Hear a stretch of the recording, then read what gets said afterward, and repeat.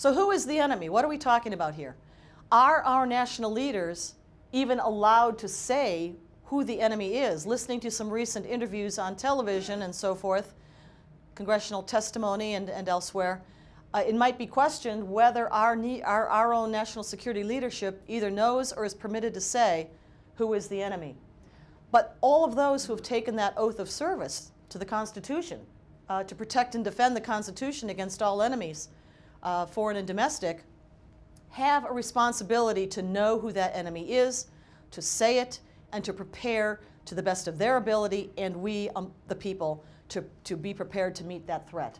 Now, we'll talk about this a little more going through the presentation, but this gets to the question of our vocabulary and the words that we actually use to describe the enemy, to describe the threats that are coming against us.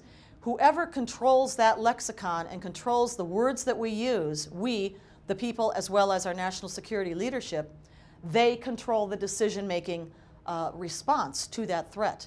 And as we're going to see, the control of that vocabulary and that decision-making is falling into the wrong hands. Here we have John Brennan. He is the top counterterrorism advisor to the president. His title is Assistant to the President of the United States for Homeland Security and Counterterrorism.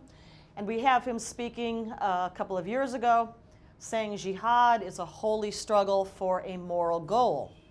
Well, actually, yes, it is, but not in the way he is understanding it.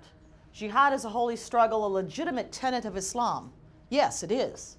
But it doesn't actually mean purify oneself or one's community. That's what they were doing in southern Manhattan, purifying the community. Well, he thinks of jihad in an entirely different way than the factual representation of the doctrine would have us understand. And that's what we're going to look at today, fact-based understanding of the doctrine of Islam and the Islamic law that commands jihad.